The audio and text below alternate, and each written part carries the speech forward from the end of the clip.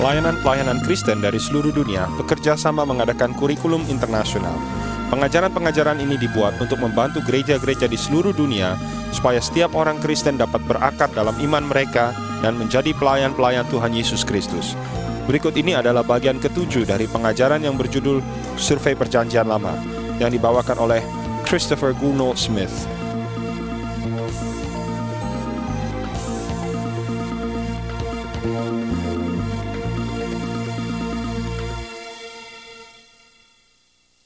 Welcome again to our studies in the Old Testament. I'm glad you're with us. Senang sekali saudara beroleh kembali bersama-sama di dalam studi kami bersama-sama di dalam Perjanjian Lama. Kita akan lihat kitab Yosua. And we're going to pick up this lesson where we finished last time. Kita akan ikuti dan teruskan di mana terakhir kali kita selesai. We're going to look at the land. Kita akan melihat negeri. This is the Middle East. Ini Timur Tengah. Here is the desert. Ini padang gurun. Here is the Mediterranean Sea. Ini Laut Tengah. Between the power of Egypt in North Africa, di tengah-tengah kekuatan Mesir di Afrika Utara, and the other great powers which existed here, dan juga kekuatan dunia lain yang ada di sini, there was a narrow strip of land where armies could march. Ada satu bagian tanah kecil di mana pasukan-pasukan itu biasa maju. This was the promised land. Inilah negeri perjanjian. Now we're going to look at that in greater detail. Sekarang kita akan melihat ini dengan detail yang lebih jelas. I want you to look at the little map we've drawn for you. Saya ingin saudara melihat peta kecil yang saya gambarkan untuk saudara ini. First, on the left, you will see the Mediterranean Sea. Pertama-tama saudara lihat di kiri ini adalah Laut Tengah.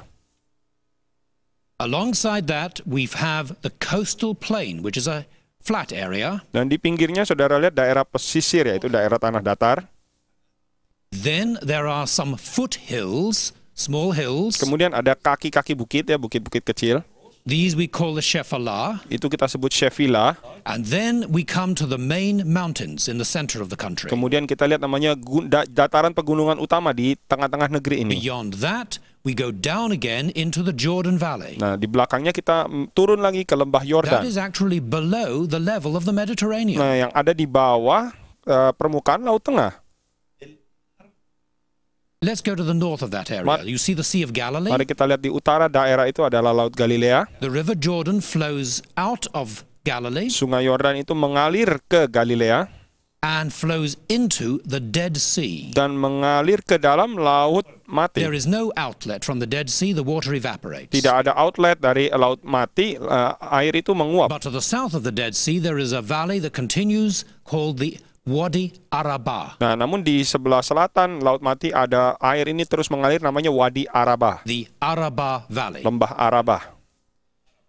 Further to the east, ke sebelah timur lagi, there is the Transjordanian Plateau. Namanya dataran Transjordania. So those are the four regions of the land of Canaan. Itu adalah 4 region dari negeri Kanaan. So when they came into the land, nah, pada waktu mereka masuk ke negeri ini, they came in from the east. Mereka masuk dari timur, across that plateau down into the Jordan Valley. Menyeberang tanah datar itu turun ke lembah Yordan. Across the river. Menyeberangi sungai. And up into the hills. Dan naik ke atas bukit-bukit. Now, what I want you to see is the same thing in cross section. Nah, sekarang saya ingin melihat saudara di dalam irisan terpampang. Look at this diagram. Saudara lihat diagram ini. On the left you see the Mediterranean Sea. Di sebelah kiri saudara melihat Laut Tengah. And the level of the Mediterranean Sea is like a dotted line going across the picture. Nah, saudara lihat tingkat atau level dari Laut Mediterania itu seperti garis putus-putus. On the left you see we have the coastal plain, the flat area. Sebelah kiri saudara lihat tanah dataran, tanah flat. Then it goes up through the foothills, kemudian naik sedikit ke negeri Shephelah, up into the mountains, bukit-bukit kecil sampai ke gunung-gunung utama. Yerusalem ada di atas. Down into the Jordan Valley, turun ke lembah Yordan. And you can see the Dead Sea is far below sea level. Saudara lihat Laut Mati itu ada jauh di bawah permukaan laut. If we did not have the mountains in the middle, the Mediterranean would flow in and fill it all Kalau up. tidak ada gunung-gunung di tengah, maka Laut Tengah akan masuk dan memenuhinya. And then beyond the Jordan, we have Nah, di belakang Yordan, we have the Transjordanian saudara plateau. lihat ada dataran Transjordania. So there you've got it in Nah, saudara cross-section. lihat itu irisan melintangnya. Now, this was a land of hills and Ini disebut valleys. negeri yang berbukit dan berlembah. But although most of the geographical features were running Ya, north-south, meskipun fitur-fitur geografinya ini membujur dari utara ke selatan, across that mountain backbone or ridge, namun menyeberang dari tulang punggung pegunungan across itu, it were other little valleys going ada east-west. lembah-lembah kecil yang melintang dari timur ke barat. So the whole thing was divided up into lots of hills Jadi and seluruh valleys. negeri ini dibagi di dalam bukit-bukit dan lembah-lembah. The Canaanites who lived Orang-orang there Kanaan yang tinggal di sana were not one great nation bukan state, satu negara bangsa besar, but lots of little city-states. tetapi merupakan negara-negara kota kecil yang banyak. People could live in one Orang bisa valley hidup di satu lembah, and have their own mereka state, punya negara sendiri, and across the hill in the next valley would be another little dan state. di seberang lembah, di bukit yang lain ada negara kota lagi. This was good and bad for Ini Joshua. baik dan buruk bagi Yosua sekaligus. The good side, Sisi baiknya, it was easy to conquer. gampang untuk ditaklukkan. The difficult Namun yang side sulit, is once they had the sekali land, mereka memiliki negeri itu, they still had Canaanites living in valleys here and there among masih them. ada orang-orang Kanaan yang hidup di lembah-lembah di kiri kanan mereka. Easy to conquer but hard to control. Gampang ditaklukkan tapi sulit untuk dikendalikan. Now, it may seem rather unfair for Joshua and the Israelites to go in and just conquer the land. Kelihatannya tidak adil bagi Yosua dan orang-orang Israel untuk maju dan menaklukkan negeri itu. So I need to tell you a little bit about the weather. Saya mesti ceritakan sedikit mengenai cuacanya. That may seem strange, Mungkin aneh bagi saudara. but let me explain from the larger map. Tapi saya jelaskan dari peta yang lebih besar. Egypt to the south Mesir ini di has selatan, very little rainfall. curah hujannya sedikit sekali tingkatnya. It depends on the river Nile. Tergantung kepada sungai Nil. Over here in Mesopotamia, Di sebelah sini di they Mesopotamia, depend on the rivers Euphrates and Tigris. mereka bergantung kepada sungai Efrat dan sungai Tigris. But in the Holy Land here, Tapi di negeri tanah they are suci ini, dependent on rainfall. mereka bergantung kepada The rain curah hujan. falls during the winter. Curah hujan pada waktu musim dingin. And if the rain does not come, Kalau hujan tidak tiba, there is famine, akan ada kelaparan. especially in ancient times Terutama di dalam zaman kuno, when they did not have modern technology to help them. di mana mereka tidak punya teknologi modern untuk membantu. Now, for the Israelites, what did this mean? Nah, bagi orang Israel, apa artinya ini semua? One of the blessings of the covenant Salah satu berkat dari perjanjian. is that God said in Deuteronomy, Tuhan katakan di dalam Ulangan, I will send the rain on your land in its season. Aku akan mengirimkan hujan ke atas negerimu pada masanya.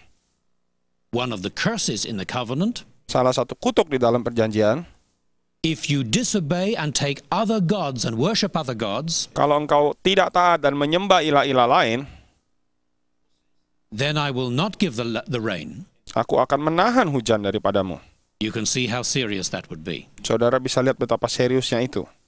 Now, the Israelites knew that they depended on the living God. Nah, orang Israel tahu mereka bergantung kepada Allah yang hidup. But the Canaanites did not know about the living God. Tapi orang Kanaan tidak tahu mengenai Allah yang hidup ini. They worshipped many gods. Mereka menyembah banyak ilah. And one God they thought might control the weather. Dan satu ilah yang mereka pikir mungkin mengendalikan cuaca. They called him Master or Lord Baal. Mereka sebutnya ini Tuan atau majikannya Baal. And he was the weather god, the storm god. Dia adalah dewa cuaca, dewa guntur. They also believed in goddesses, female gods. Mereka juga percaya kepada dewi-dewi ya, atau ilah-ilah And we perempuan. read about some of their religion in the book of Leviticus. Di dalam kitab Imamat kita baca sedikit mengenai agama mereka. And much of it has been confirmed through archaeology. Banyak dari bukti-bukti itu diteguhkan oleh penemuan arkeologi. They believed in gods of fertility. Mereka percaya kepada dewa-dewa kesuburan. Their pagan religion plunged them into the occult. Agama kafir mereka ini menjerumuskan mereka kepada dunia okultisme, Into spiritism, kepada spiritisme, into witchcraft, kepada sihir, fortune telling, untuk meramalkan nasib, male cult prostitution, kepada pelacur pria atau pelacur bakti, and female cult prostitution, dan juga pelacur wanita, ya pelacur suci. and even men and women mating with animals. Bahkan laki-laki dan perempuan bersetubuh dengan binatang. And this was part of their religion. Ini semua bagian dari agama mereka.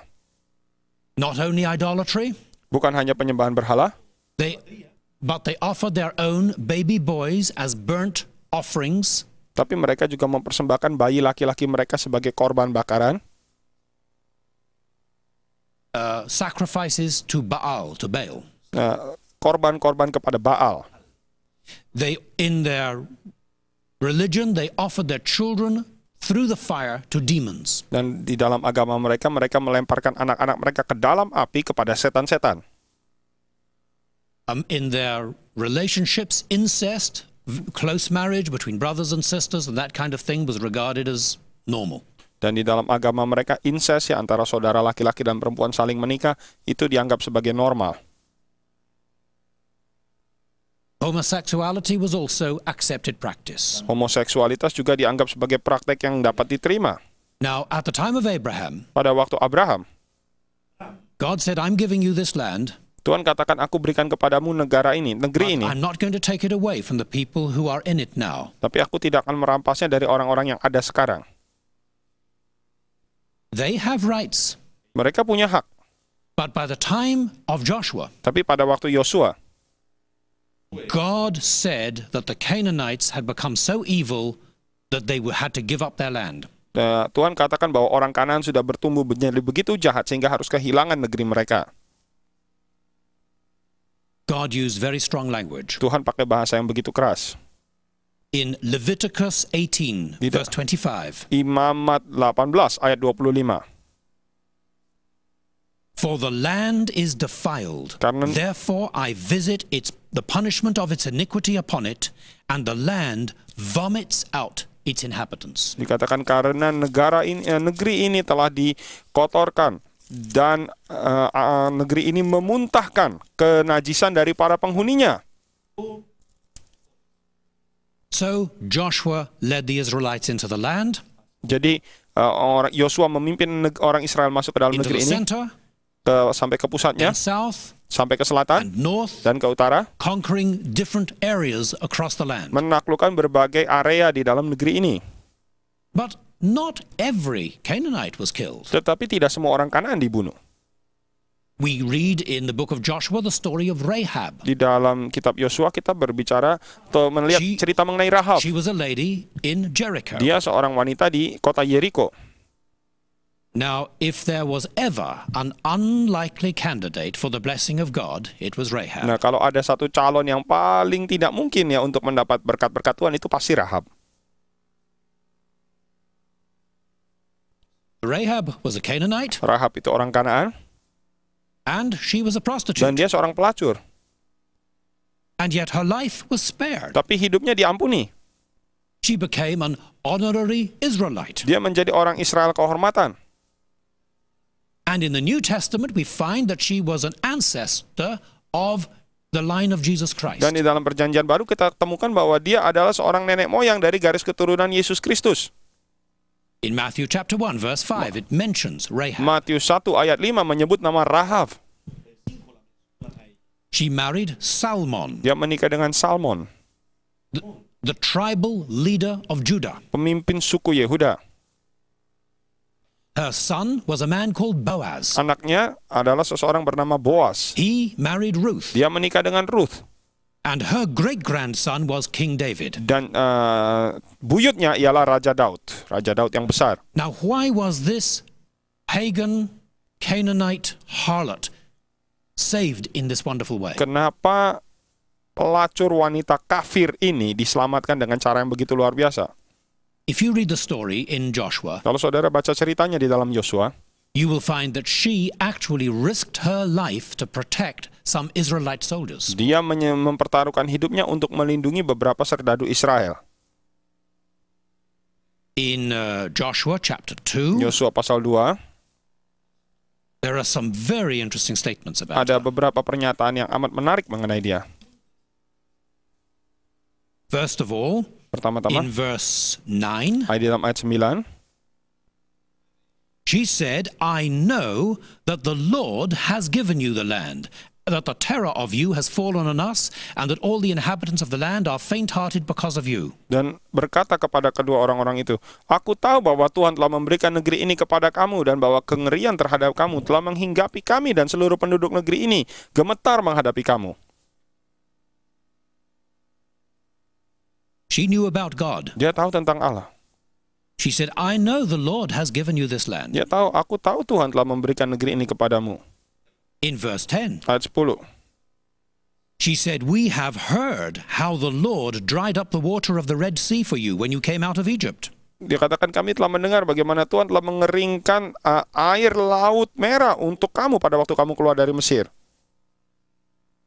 At the end of verse 11, Akhir pasal 11, she said, the Lord your God, He is God in heaven above and on earth beneath. dikatakan, sebab Tuhan Allahmu, dia Allah di atas langit dan di bumi di bawah. That's a Canaanite speaking. Itu orang Kanaan yang berbicara. She was a person of extraordinary insight. Dia adalah orang yang memiliki pengertian yang begitu dalam, luar biasa. She knew what had happened in history. Dia tahu apa yang terjadi di dalam sejarah. When the Israelites had crossed the Red Sea, Pada waktu orang Israel menyeberang Laut Merah, it was before she was born, probably. mungkin sebelum waktu dia lahir, It was in another land, di dalam satu negeri yang lain, but she knew it was true. dia tahu itu benar. Namun,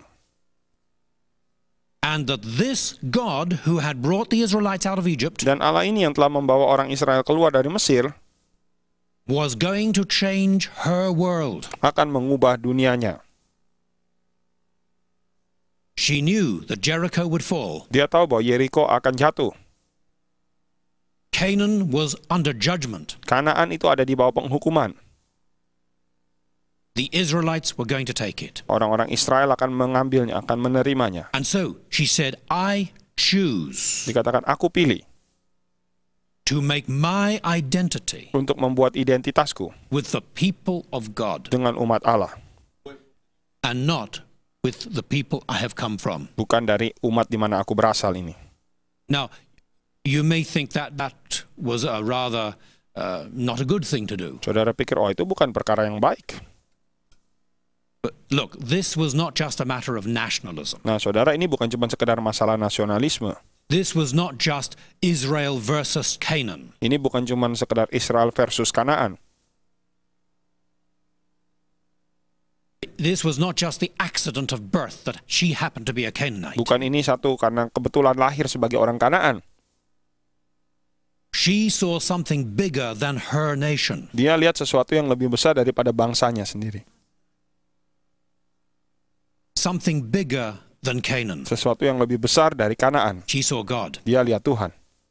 She said, the Lord your God is God in heaven above and earth beneath. Dikatakan, Tuhan Allahmu adalah Tuhan di langit di atas dan di bumi di bawah.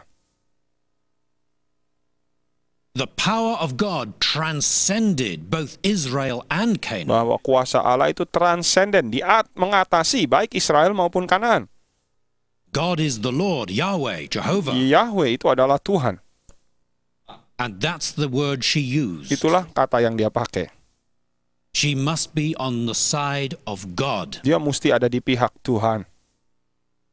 She understood the purposes of God. Dia lihat tujuannya Tuhan. It was not just a matter of one little nation against another little nation. Bukan masalah satu bangsa kecil dengan melawan satu bangsa kecil yang lain. She could see the end result. Dia bisa lihat hasil akhirnya.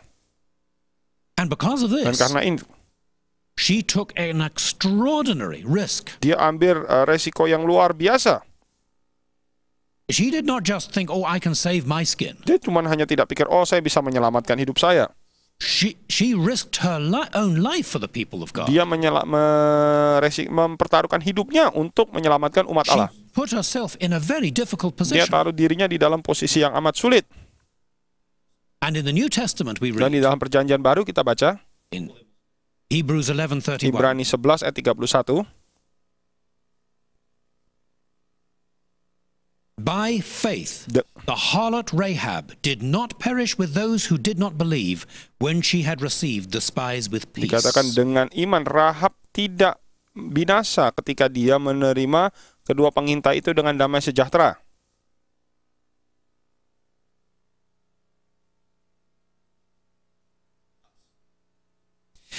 There is something else we learn about Rahab. Ada satu hal lagi yang kita pelajari mengenai Rahab. She was told that she would be saved a particular way. Dia dikatakan bahwa dia akan diselamatkan dengan cara khusus. When the Israelites would come against the city, Pada waktu orang Israel akan menyerang kota itu, and there would be an akan earthquake, ada gempa bumi, she would hang a cord, a red cord, scarlet cord, from her window. dia harus gantungkan benang merah, benang kesumba merah di atas pintunya. And in the war, that house would not be Dan di destroyed. dalam peperangan itu, rumah ini tidak akan dihancurkan. Not only she, but everyone in that house would be Bukan saved. hanya dia, tapi semua orang dalam rumah itu akan diselamatkan. Do you see a parallel somewhere? Saudara melihat paralel di mana? Isn't that similar to what the Israelites did at the Passover? Bukankah itu yang sama seperti yang orang Israel lakukan di waktu hari Paskah? They had to put the blood on their houses and stay in the Mereka house. harus taruh darah di atas rumahnya dan diam di dalam rumah. And they trusted God to save them. Mereka harus percaya Tuhan menyelamatkan mereka. Rahab was not an Israelite, Rahab bukan orang Israel, but she and all the other Canaanites in her house tetapi dia dan semua orang Kanaan lain di dalam rumahnya put out the scarlet cord like the blood. menaruh benang merah ini seperti darah. And then they were taken in to the people of God. Kemudian mereka dibawa masuk ke dalam umat Tuhan. Jesus Christ came to the Jewish people. Yesus Kristus datang kepada orang Yahudi. The gospel is to the Jew first. Injil itu kepada orang Yahudi pertama-tama. All the 12 apostles were Jewish, Semua ke-12 rasul itu orang Yahudi. descended from Itu Abraham. keturunan Abraham. So was Paul, the apostle. Demikian juga Rasul Paulus. We are Gentiles. Kita orang-orang kafir. We were not in the Passover, Kita tidak ada di dalam perjamuan Paskah. but we identify with what God did. Namun kita mengidentifikasikan dengan apa yang Tuhan lakukan.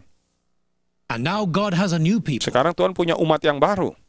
both Jews and Gentiles, who have put faith in Baik Christ. orang Yahudi maupun orang-orang kafir yang telah menaruh iman kepada Tuhan Yesus. Now what do we learn from all this? Apa yang kita pelajari dari ini semua?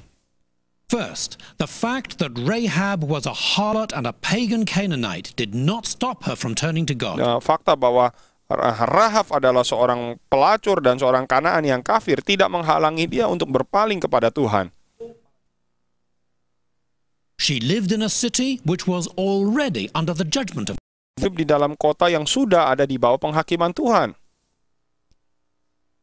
Yet she and her family were saved. Namun dia dan keluarganya diselamatkan. Do not let your environment, Jangan izinkan lingkunganmu, your traditional loyalties, kesetiaan tradisional kita, or the pressures from those around you, atau tekanan dari orang-orang di sekitar saudara. do not allow these to stop you from coming to God. Jangan izinkan bahwa ini semua menghalangi engkau untuk datang kepada Tuhan. A second thing we see in Rahab is this. Hal yang kedua yang kita lihat dari Rahab ialah ini. There was a direct link between her knowledge and faith. Ada hubungan langsung antara pengenalannya dan imannya. Between faith and commitment. Antara iman dan komitmen. And between commitment and action. Antara komitmen dan action. You know the truth and power of God. Saudara tahu kebenaran kuasa Allah. You know the certainty of death and eternity. Saudara tahu kepastian antara kematian dan kekekalan. You know the need to serve Jesus Christ. Saudara tahu kebutuhan untuk melayani Tuhan Yesus Kristus. Do so. Lakukan demikian. We also see she had a strong understanding of the sovereignty of God. Kita juga lihat bahwa dia punya pengertian yang besar mengenai kedaulatan Allah. The center of things was not Jericho, Bahwa pusat segala sesuatu itu bukan Yeriko, not Canaan. bukan Kanaan. Man is not the center of the universe. Manusia ini bukan pusat alam semesta, It is God. tapi Tuhan. Even if our world crumbles, Meskipun kalau dunia kita runtuh, God goes on, Tuhan jalan terus and his purposes. dan tujuannya. Rahab said, "The Lord your God, he is God in heaven above and earth beneath." Dan Rahab berkata, Tuhan Allahmu dialah Allah di langit di atas dan di bumi di bawah. Now, after Joshua died, Nah, setelah Yosua mati, there was the period of the book of Judges. ada periode kitab hakim-hakim. The book of Judges begins with the words, "Now after the death of Joshua." Kitab hakim-hakim mulai dengan kata-kata setelah kematian Yosua. What happened then? Apa yang terjadi di situ? There was no one great leader like Moses or Joshua. Tidak ada satu pemimpin yang besar seperti Musa atau Yosua. And there was no one king. Dan tidak ada satu raja. Everybody did what he thought was best. Semua orang lakukan apa yang dia pikir baik menurut matanya It sendiri. says in Judges 17 verse 6, Itu Hakim-hakim 17 ayat 6. and it says exactly the same in chapter 21 verse Kemudian 25, 21 ayat 25 juga sama berkata itu. which is the last verse in the book. Ayat yang terakhir dalam kitab ini. It says this, Katakan ini. "In those days there was no king in Israel. Everyone did what was right in his own eyes." Pada zaman itu tidak ada raja di antara Israel. Setiap orang berbuat apa yang benar menurut pandangannya sendiri. And what we find is a kind of cycle going on. Dan apa yang kita temukan di sini adalah satu siklus yang terjadi. The people backslid from God. Umat ini murtad dari Tuhan. They were influenced by the Canaanites in the next valley. Mereka dipengaruhi oleh orang-orang Kanaan di lembah sebelah sini. They even started to worship Baal Mereka bahkan mulai menyembah Baal. and other Canaanite gods and goddesses. Demikian juga semua dewa-dewi Kanaan. Now think about the covenant. Nah, pikirkan mengenai perjanjian ini. What happens? Apa yang terjadi? Judgment. Penghukuman. They'd promised they'd had entered the covenant willingly. Nah, mereka janji bahwa dengan rela hati mereka mengikatkan diri dengan perjanjian ini. God removes his hand of blessing and protection. Tuhan mengangkat semua tangan yang melindungi dan memberkati. Other people come and oppress the Israelites. Bangsa lain datang dan menekan umat Israel. Then they cry to God, "Help us." Kemudian mereka berseru kepada Tuhan, tolong kami. God raises up a judge. Tuhan bangkitkan seorang hakim. Now, who were the judges? Nah, siapa hakim-hakim ini? The Hebrew word is shofetim. Nah, kata Ibraninya shofetim. Now, the shofet was a leader. Nah, shofet ini adalah pemimpin, He was a deliverer. seorang pelepas. He would judge also, as we think of a judge. Dia juga akan menghakimi seperti kita lihat profesi hakim sekarang. But most of all, they were simply leaders of the people and deliverers. Nah, namun fungsi terutamanya mereka pemimpin umat dan pelepas, ya, And pembebas. then God would save the people. Dan Tuhan akan menyelamatkan umatnya. There would be a time of peace and blessing. Ada waktu kedamaian dan berkat. And then they started to backslide again. Kemudian mereka mulai murtad lagi. And we go through the same cycle. Kita ulangi siklus yang berikutnya. And that is the sad story of the book of Judges. Nah, ini adalah cerita yang sedih di dalam kitab Hakim-hakim. But you see, the understanding of covenant Saudara, is central to that. pengertian mengenai covenant, ya, mengenai ikat janji itu penting dalam hal ini. But even in the middle of this, there's a very wonderful and beautiful story. Bahkan di tengah-tengah ini semua ada cerita yang amat luar biasa dan yang indah It's sekali. the story of Ruth in the book of Ruth. Yaitu cerita Ruth di dalam kitab Ruth. It's so simple, Itu begitu sederhana, so beautiful, begitu indah, but so powerful. namun begitu dahsyat.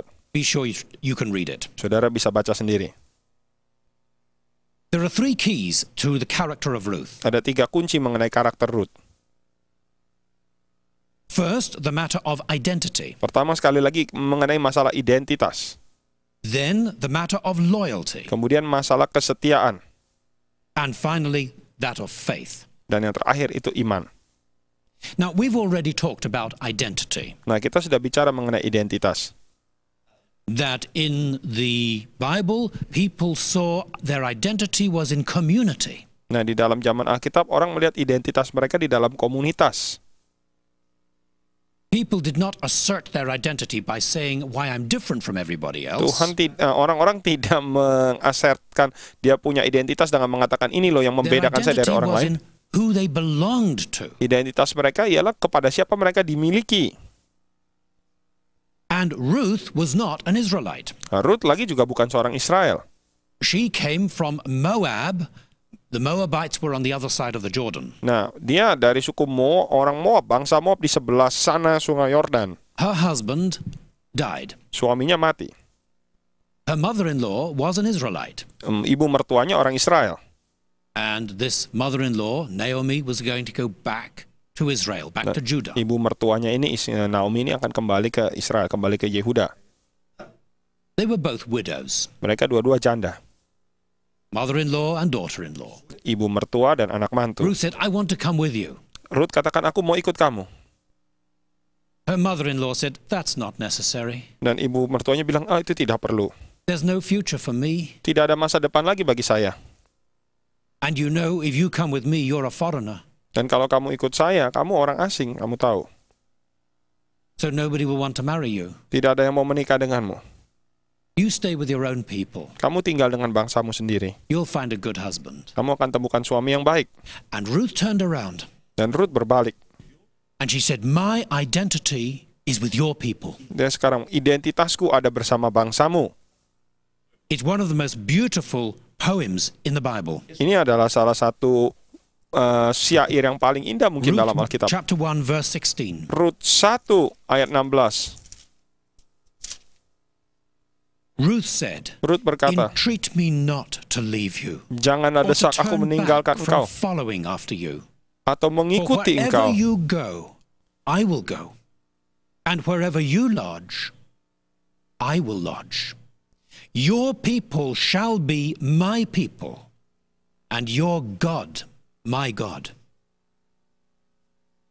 Dikatakan, janganlah desak aku meninggalkan engkau dan pulang dengan tidak mengikuti engkau, sebab kemana engkau pergi, ke situ jugalah aku akan pergi. Di mana engkau bermalam, di situ jugalah aku bermalam. Bangsamu lah bangsaku dan Allahmu lah Allahku. Where you die, I will die, and there I will be buried. The Lord do so to me, and more also, if anything but death parts you and me. Di mana engkau mati, aku pun mati, dan disitulah aku dikuburkan. Beginilah kiranya Tuhan menghukum aku, bahkan lebih lagi daripada itu, jikalau sesuatu apapun memisahkan aku dari engkau selain daripada maut. Now, there's an interesting little statement there. Ada satu pernyataan kecil yang menarik sekali di situ. She says, the Lord do so to me. Dikatakan, biarlah Tuhan menghukum hak aku. Literally, if even death parts me from you. Dikatakan, bahkan kalau maut pun yang memisahkan aku daripada engkau. Because she has said, where you die, I will die. Where you are buried, I'll be buried. Dikatakan, karena tadi dia bilang, di mana kamu mati, aku akan mati. Di situ aku dikubur. Even in death, we will be together. Bahkan di dalam kematian kita akan sama-sama. So what does she mean, the Lord do so to me? Apa artinya biarlah Tuhan menghukum aku? Biarlah Tuhan There's berbuat demikian. nothing to indicate what. Tidak ada yang indikasi apa. But you may remember, those were the words used in the covenant with the self-imprecatory oath. Nah, tapi saudara ingat, itu adalah kata-kata di dalam covenant, dalam perjanjian, untuk membuat sumpah atas diri sendiri, gitu ya, imprecatory, untuk mengikat diri sendiri dengan hukuman. Maybe she had a gesture like taking her finger across her throat. Mungkin dia membuat satu gerakan seperti menyilangkan jarinya di lehernya begitu. The Lord do so to me, and even more. Dan Tuhan melakukan demikian kepadaku dan bahkan lebih.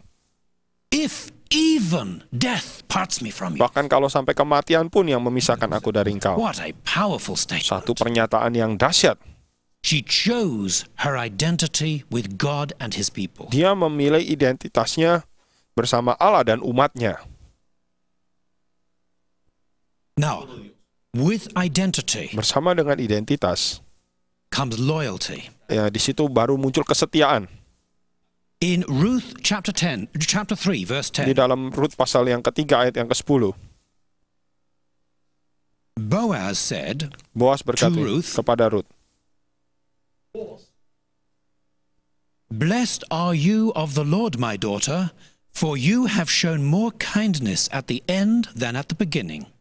dikatakan kepadanya, diberkatilah engkau kiranya oleh Tuhan ya anakku, sekarang engkau menunjukkan kasihmu lebih nyata daripada engkau pertama kali. I want to talk about that word kindness. Kata kebaikan itu. It's a Hebrew word which is very difficult to translate. Itu adalah kata Ibrani yang sulit sekali diterjemahkan.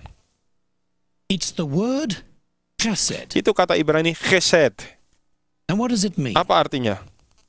It includes loyalty, Termasuk di dalamnya loyalitas faithfulness, dan kesetiaan and loving kindness, dan kebaikan and mercy, dan belas kasihan and covenant dan faithfulness. kesetiaan perjanjian, kesetiaan ikat janji. So many different ideas, all in this one word, chesed, loyalty. Itu begitu banyak ide yang diekspresikan di dalam kata sederhana ini, kesetiaan. Think again about ancient Israel. Pikirkan lagi sekali mengenai Israel yang kuno ini. The extended family, Keluarga besar ya, keluarga extended. the sense of community, of corporate identity, Rasa komunitas ini, rasa identitas bersama. the awareness of solidarity with others. Kesadaran mengenai solidaritas dengan orang lain. If that society was to hold together, there had to be loyalty. Kalau supaya masyarakat itu bisa tetap ngumpul bersama, mesti ada kesetiaan. And if the covenant people were to stay together, there must be covenant Dan loyalty. kalau umat perjanjian itu harus bisa berkumpul bersama, harus ada kesetiaan perjanjian. It's very close to the idea of honor Ada hubungan dekat sekali dengan ide mengenai kehormatan and the idea of duty. dan masalah bakti. Now, this word is used to describe God in the Old Nah, Testament. kata ini chesed ini dipakai untuk menjelaskan kasih setia Tuhan dalam Perjanjian Lama. Chesed is an attribute of God. Chesed ini adalah satu atribut Allah. Let's look at some Mari examples. lihat beberapa contoh. Deuteronomy chapter 7 verse 9. Ulangan 7 ayat 9.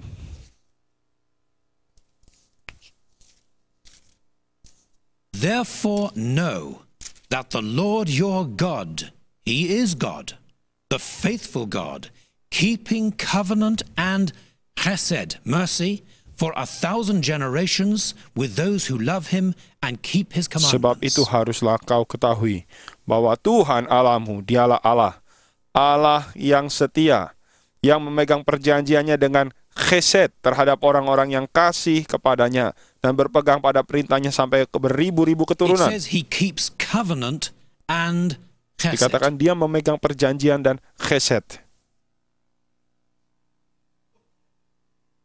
God is loyal to you. Allah itu setia kepadamu. I hope you're loyal to Saya Him. harap saudara juga setia kepada dia. Look at Genesis 24:27. Keluaran 24 ayat 27. Blessed be the Lord God of my master Abraham, who has not forsaken His chesed, His mercy, and His truth Kejadian 24, towards my master. Kejadian 24 ayat 27 berkata demikian, diberkatilah kiranya, terpujilah kiranya Tuhan Allah, Tuanku Abraham yang tidak menarik kembali chesed-nya dari Tuanku itu. There are two ideas there Ada about dua God. ide di situ mengenai Tuhan. He does not leave His Dia chesed. tidak meninggalkan chesed-nya.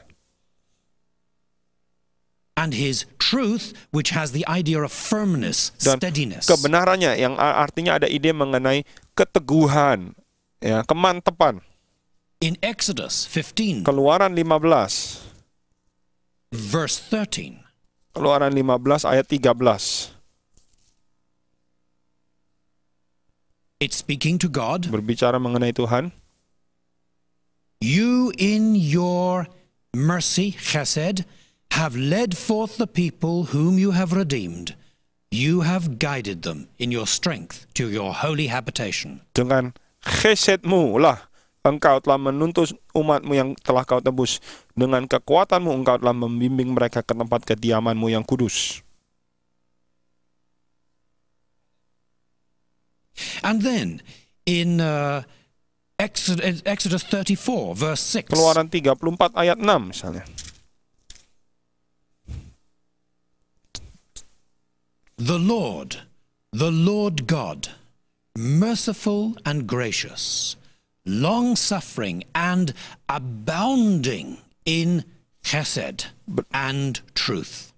Dia bilang, Tuhan Allah penyayang dan pengasih, panjang sabar, berlimpah chesednya.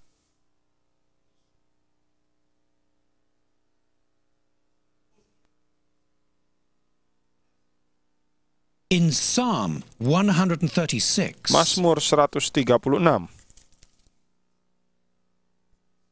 the whole psalm is about the chesed, the loyalty of God. Seluruh Mazmur ini berbicara mengenai chesed, yang mengenai kasih setia Tuhan. Oh, give thanks to the Lord, for he is good, for his chesed endures forever. Bersyukurlah kepada Tuhan sebab Ia baik, bahwa selama-lamanya chesednya. And if you go through that whole psalm, Nah, kalau saudara lihat seluruh Mazmur itu, it's like an antiphony, a response between people. itu antifoni, artinya saling bersaut-sautan di antara orang-orang ini. One person would say, oh, give thanks to the Lord, for he is good. Ada orang yang berseru, bersyukurlah kepada Tuhan karena Dia And baik. everybody responds, Dan semua orang memberikan respon, for his mercy endures forever. bahwasanya untuk selama-lamanya kasih And then the setianya. leader says, Kemudian pemimpinnya berkata, oh, give thanks to the God of gods. bersyukur kepada Allah segala Allah, And everyone says, for his mercy endures forever. bahwasanya untuk selama-lamanya kasih setianya. Oh, give thanks to the Lord of lords, Bersyukurlah kepada Tuhan segala Tuhan, for his mercy endures forever. karena kasih setianya untuk selama-lamanya. To him who alone does great wonders, Kepada Dia sendiri yang melakukan for keajaiban-keajaiban his besar, chesed endures bahwa forever. chesednya untuk selama-lamanya. To him who by wisdom made the heavens, Kepada Dia yang menghamparkan bumi di atas air, for his chesed endures forever. bahwa chesednya untuk selama-lamanya. And it goes on and on and on. Dan itu terus menerus. It's wonderful. Ini luar biasa. The faithfulness, the loyalty of God. Kesetiaan dan loyalitas Allah. You'll find the same thing in Psalm 107. Mazmur 107 juga sama. The whole psalm is about the chesed of God. Seluruh Mazmur ini berbicara mengenai chesed Allah. In verses 1 through 9, Ayat 1 sampai 9 it is the loyalty, the kindness of God mengenai kesetiaan, kebaikan, kasih setia Allah to the oppressed, kepada orang-orang yang tertekan, to the refugee, dan kepada orang-orang and to pengungsi, the hungry. kepada orang-orang lapar.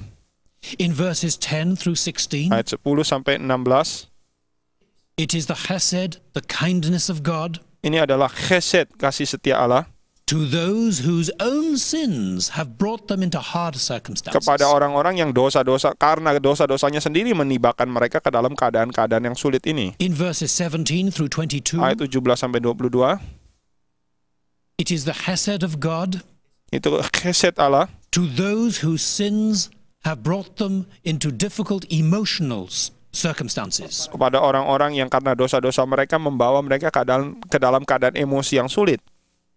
In verses 23 through 32, Ayat 23 sampai 32, it is the chesed of God ini adalah chesed Allah to those without help in dangerous circumstances. kepada orang-orang yang tanpa pertolongan di dalam keadaan-keadaan yang berbahaya. And verses 33 through 43, Ayat 33 sampai 43, It is the chesed of God Ini adalah chesed Allah in all the ups and downs of life. di dalam segala naik turun dalam kehidupan ini. So that's another great psalm. Ini satu mazmur yang besar lagi. This is a key concept in the Old Testament. Ini adalah konsep kunci lagi dalam Perjanjian Lama. The concept first of identity in the group, Pertama, konsep identitas di dalam kelompok, not the assertion of our independence. bukan kita mengassert kita punya independensi.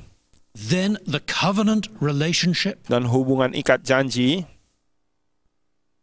which ties us to God and God to us. yang mengikatkan kita dengan Tuhan dan Tuhan dengan kita. And then chesed, this loyalty and faithfulness to the covenant relationship. Nah, chesed ini kesetiaan ikat janji kita kepada perjanjian ini. And in the book of Ruth, Dan di dalam kitab Rut, we see this in the relationship between Ruth and Naomi. kita melihat ini di dalam hubungan antara Rut dan Naomi. It's an attribute of God, but God looks for it in us too. Ini adalah atribut Allah sendiri, tapi Tuhan juga cari atribut ini di dalam kita.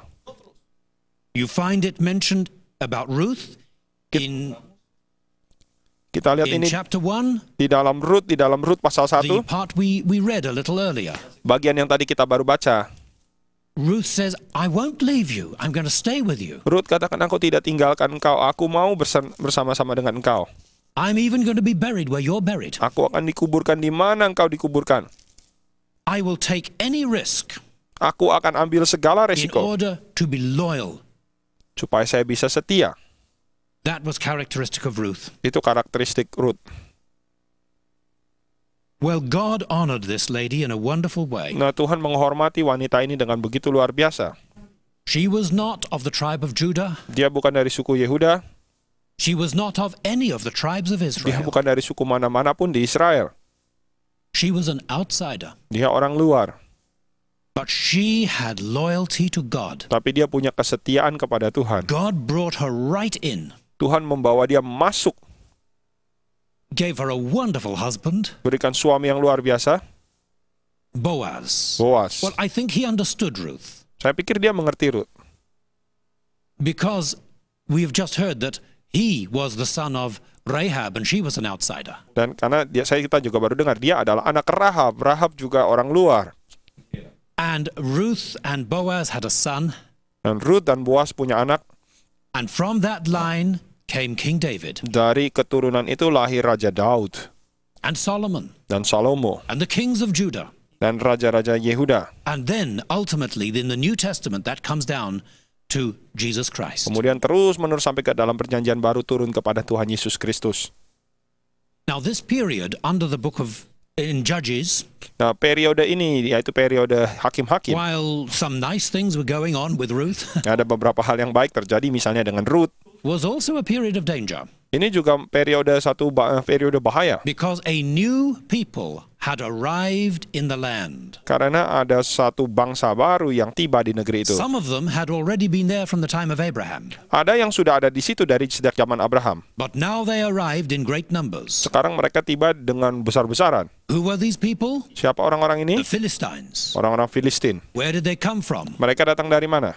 They came from the Aegean Sea area over here. Mereka datang dari Laut Aegea di situ, di sebelah crossed the lepas pantai Yunani. Menyeberang They Laut attacked Tengah, the land of Egypt. menyerang negeri Mesir. Others came round here through Asia Minor. Ada yang datang dari lewat jalan And darat down the coast. Asia Kecil. Dan And turun on ke this part of the coast of Israel, pantai, menyusur pantai sampai turun ke They pantai attacked. Israel. Mereka they menyerang set up 5 cities dan mendirikan 5 which were a kota, federation together. membuat satu federasi. These were the Philistines. Ini disebut orang-orang Filistin. They were an Indo-European people, Mereka adalah bangsa Indo-Arya, and they Indo-Eropa. had a great knowledge of metal, Mereka punya pengetahuan mengenai metalurgi besar, especially the working of iron. terutama mengerjakan besi. And they were prepared to take over the same land that Israel was just really possessing. Dan mereka siap untuk merebut daerah yang sama yang Israel baru saja duduki. In that difficult situation, Di dalam situasi yang sulit itu, God raised up first some judges to deal with them. pertama Tuhan membangkitkan beberapa hakim-hakim untuk berurusan dengan mereka. One was Samson. Satu ialah Samson. He was a foolish man who disobeyed God many times. Dia orang yang bodoh yang berkali-kali tidak taat pada Tuhan. But it was a desperate situation and God still used him. Tetapi itu adalah situasi yang begitu terjepit dan Tuhan masih pakai dia. And then God raised up the prophet Samuel. Kemudian Tuhan bangkitkan Nabi Samuel. And then came the kings. Kemudian tiba And raja-raja. that's the subject of our next lesson together. Itu adalah subjek dari pelajaran kita bersama-sama. So Berikutnya, God bless us and God bless you, and join us then. Tuhan berkati dan sampai ketemu nanti lagi.